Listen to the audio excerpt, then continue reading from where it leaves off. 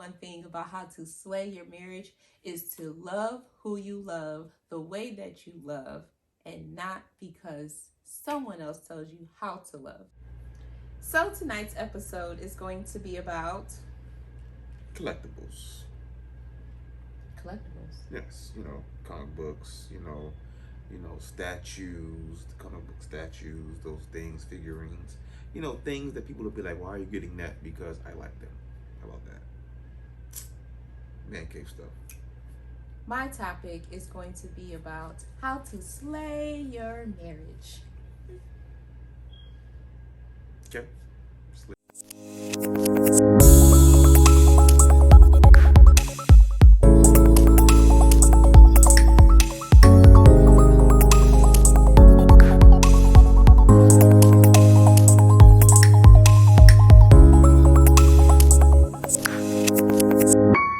So, without further ado, ladies first. So, my topic, all about slaying your marriage. So, I'm going to say 3 things that I feel help our marriage be successful. Okay. So, like, we always get questions either about how do you make it work as a dual military family, how do you raise a big bunch of children, or just simply how do you blend families and how do you survive after divorce and all these other crazy topics, right? So I always tell people one important thing: don't mimic us. We are not the people to be mimicking, right? And I say that for a good reason. We don't follow other couples and try to emulate them. We admire great couples, and I don't care what color, gender, what type of relationship you're in. I truly just love to see people happy and in love. Same-sex couples, married couples, racial, all that, it doesn't matter to me. I just like to see people in love, right? So when I say don't emulate people, it's one thing to admire someone for what they have, this beauty in life, because life happens one time, right? And so I truly believe that when you find that one person, just make it beautiful. So for me, my number one thing about how to slay your marriage is to love who you love the way that you love, and not because someone else tells you how to love. That was deep, huh? So bam, I'll give you a prime example. Some people like to put relationships in boxes. Some people like to say, are you modern? Are you traditional? Does the man lead the house, or is that too much submissiveness and all this crazy stuff? I'll be honest, right? When I come home from work, I don't want to lead nothing. I don't want, listen, I don't want to be no man. I don't want to be all masculine. I don't want to lead nothing in the house. I want to be the leader in my sanctity. That was deep too. Meaning this, to be sane, right? You have to be able to take that hat off that you have on at work. I am a senior person in the military, and yeah, at work I'll rank him, but at home there shouldn't be any confusion. Like, he is the top of the house, and I don't believe that people truly understand what being in a marriage means sometimes. At least from my foxhole, from my clear understanding, I feel like the man leads the house. They have the vision. You empower and assist in that vision. That doesn't mean you don't have a voice. It doesn't mean like you're a doormat. It doesn't mean none of that. What it truly means is that you are willing to yield to that man, because guess what? If he is truly leading the family, that's the key word. I'm not saying that you just run around and give everybody everything. No, there's a time and a place for everything in a marriage. And I just feel like a lot of times people get so caught up with trying to lead at home and trying to be the man. Sometimes that is just problematic in itself. I think relationships should be built on a vision, and that man has the vision and the wife supports that vision, and then we collaborate on how to get to the finish line. But there should never be any confusion, at least in my thoughts. There should never be any confusion about who leads the house, because I'm telling you, I can be a leader all day at work, but as soon as I cross that threshold, I'm snatching that bad boy hat off. I'm putting on wife hat, and I am chillaxing, because to lead a house means that you are the head of the house. Two heads, then who to tell? So I gotta be the tail? No, you could be the rib or the middle piece or the. Look, man, I don't really want to be a rib. I want to be like a. Yeah. Like, why gotta be a rib though? Because that's where Eve came from. But like, so okay. So what are you like, little lamb chop? No, not a lamb chop. Eve came from Adam's rib, because God said you need a companion, someone to be together with throughout the Garden of Eden. Rib, she was made from him. Rib. That's what women are in marriages. Okay, like a pork rib or a beef rib? I don't know. Anywho, number two reason how I feel that you can slay your marriage is with 4 key components: having respect, having integrity, being sensual, aka, and empowering each other. So that acronym, I call it R.I.S E, right? I say for one, you have to respect the person that you're with. If you don't respect the person that you're with, then why are you with them? What? R.I.S E. Yeah. Like that. It's kind of R.I.S E. Respect is number 1 in that acronym. Respect the person that you're with, and you will always have a good relationship. But it goes both ways. So you can't be around here respecting on one end of the spectrum and think that everything is going to be okay. It doesn't work like that. So respect on both ends is how you slay a marriage. Integrity. One like key thing that people like try to like work around, but I really don't understand, is the integrity part. Without integrity in your relationship, I promise you it's not gonna work. You can't be around here lying and sneaking and. They got time for that. I don't know. I'm trying to get the password. I'm not about to be doing none of that. Gone are those days where I'm trying to sit up there and try to figure it out. I know the password. You know your password. What's the problem? True. So again, you have to have integrity. And I'm not just saying the password. I'm just saying being honest. Be honest with your spouse. If someone is trying to come on to you or something of that nature, or your money situation or your credit, just being honest. Like, there's no reason that you should be tiptoeing around your husband in your relationship. That's just ridiculous. Or your wife, on that matter. You shouldn't be having a problem with somebody picking your phone up and using it. If your husband or your wife has you have to fight to snatch your phone back, or you in the bathroom and all of a sudden you hear your phone open up, you running out half naked trying to get your phone. Well, you gotta it's somebody doing something that you're supposed to be doing. Like your mama say, everything done in the dark will come to the light. So if you continue doing foolishness in your marriage, you're gonna end up by yourself doing foolishness by yourself. Because I don't have time for it. I ain't got time for it. And then the S is sensual/sexual. So let's just keep it 100.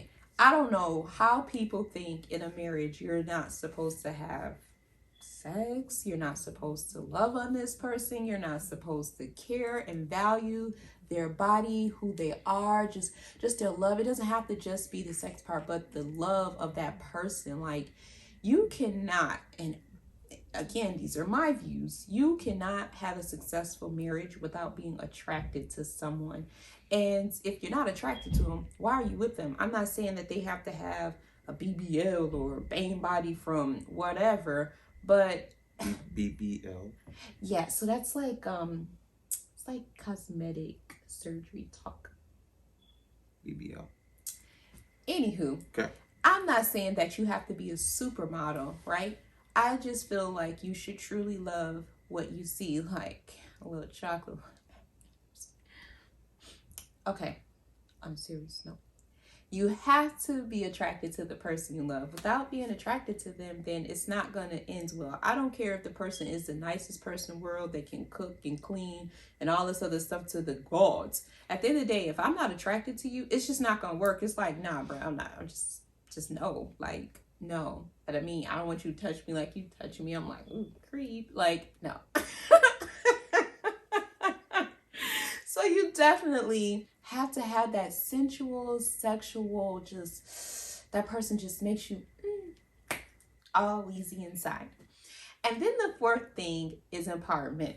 If you're not empowering each other, that is ridiculous. Like, I don't understand that. You cannot be the only one in a relationship working, whether it's the man or the wife, and the other person's not empowering you, but at the same time have a goal. So I've seen it where some relationships, one person is the breadwinner and the other person is working on the entrepreneur goals or taking care of the house, whether it be the man or the wife or what have you. But the key component in all that is empowering each other. You can't be coming home bashing your wife, talking about all you do is sit around and take care of the kids and I'm at work.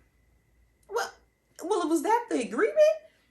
Empowering each other. If this person is saving y'all on daycare, keeping your house clean, you got a good dinner when you come home, you got to empower that person, because every piece of the marriage, it has to bring something to the table, and a part of that is empowering each other. And I'll give you a good example. Like, I know his entrepreneur goals is to one day have a food truck, to get out there and have a restaurant. He's an artist. He's so creative and all these things. And another thing that a lot of people don't know about my husband is he is like a comic book head, right? And so that little key component is like, hey, maybe one day we'll open a comic book store, a collectible store, or something like that. Just something.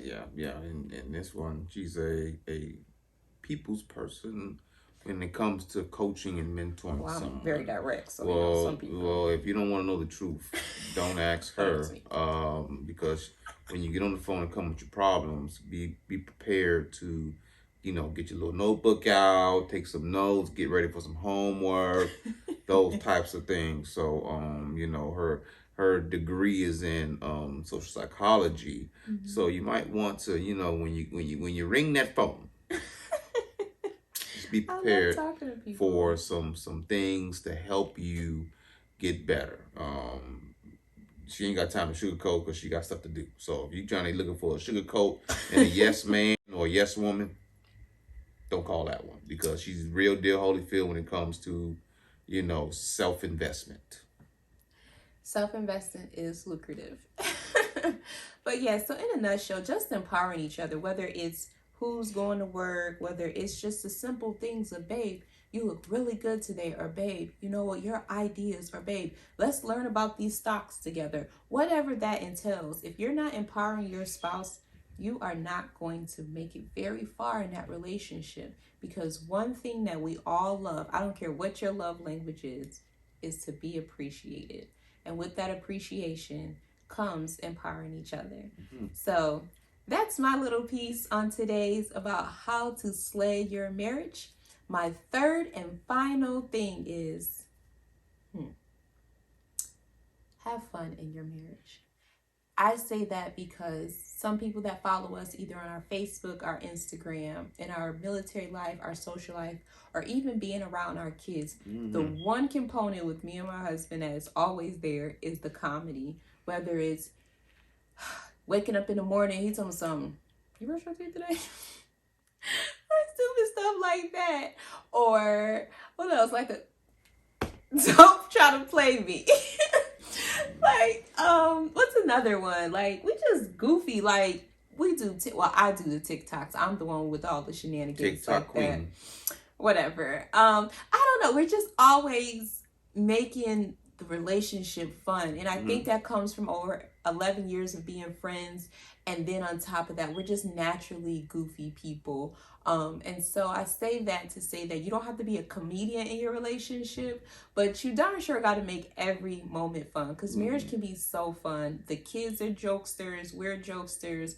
We're just always making it fun, because I'm a firm believer in you get one life. Mm-hmm. There's no sequel. Mm-hmm. And there's no redos, replays, or cut start over. Mm-hmm. So why not make that movie amazing? And right. Those are my 3 ways to slay your marriage. 3 things about, what is it? It's collectibles. Okay. So if you got, because, some man caves, some people are into all sports. Got that. Some people are into all, so swimwear, or they're into boating, or into cars, or into those things. Well, I am into sports, and I'm into comic books. and into the comic book universe. So, um, so in your man cave, you might want to look into, the collectibles as in comic books, as in the statues. Like there are some very expensive statues out here. So one, who's paying $20,000 for a statue? Yeah, there's some statues out here that's a little pricey. One, I don't think any of them is $20,000. It's a little stretch.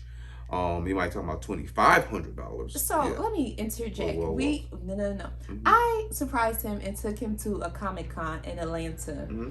He showed me a $20,000 statue. I swear, you showed me. No, it was $2,000 statue. Whatever. That's still ridiculous. Like, who is buying that? It's just plastic. Well. These people take their time. They sculpt these things. Because I am a sculptor as well. I do chocolate sculptures for food. My love. If you want to look me up, Instagram. I'll show you. But back to the collectibles. Some of these things are very expensive because they're very nice. So if you want to get some nice collectibles, go online, look up the Iron Studios. Iron Studios is a very good collectible website. You go on there and you see everything from Superman to Catwoman to movies like Predator, Alien, those types of things, man. They're very nice collectibles. Some come this big, and some come, huge. And you got some of them, you gotta sit them on the floor, or if you got like a nice sturdy like table, you can put them up there. Two, you get these nice comic books. Some of these comic books are very expensive. You got hardback books, but then you got the original comic books. Original comic books can range from freaking $20 to $1,000. It depends on when it came out. It depends on when it came out, because some of these books are original copies. That's why the whole pop culture right now in the Marvel universe, DC universe, coming out with all these movies, they're getting very popular. So people go back and look for these collectibles, and they have them on their mantle. Like I have some comic books over there next to the statues. Three, the other collectibles are hats, t-shirts, those things. I have a hat over here from Suicide Squad. I keep. And also, run that back, they have the statues, but they also got Funko Pops. Funko Pops are really big pop culture right now. Yeah, the kids I have Voltron, I got Mike Tyson over there. My daughter got all types of Funko Pops in her room. I don't know what she's trying to be like me, but you could build those collectibles, get boxed, you get boxes of those things. People just line them up on their shelf because they range from every character you could think of. There's Funko Pop. So even they have the Beatles Funko Pop, Mr. T Funko Pop, Beyonce Funko Pop. They have a ton of them. So you can find them, collect them, have fun with it, because my man cave, even because this is not the final man cave. To be continued will be the final home. Yes. When we move and get to our forever home, because I can see the light. I got a few He's at 18 years and a half left years in the and Army. it's over for me. She's still gonna be in, but I have 17 and a half I'll years be left. I'll be no, in. I said left. Oh yeah, you got 2 years left. 3 years left. So, less than 2 years. So that's me. So yeah, final man cave is gonna be, I already got my vision. And it's gonna be real nice, for like a bunch of discussion pieces in my man cave. People are gonna come down there and be like, man, what is that? And it's gonna be a nice icebreaker if we have like get-togethers, things like that. So Collectibles. very nice collectibles. Are very exciting. Get into it.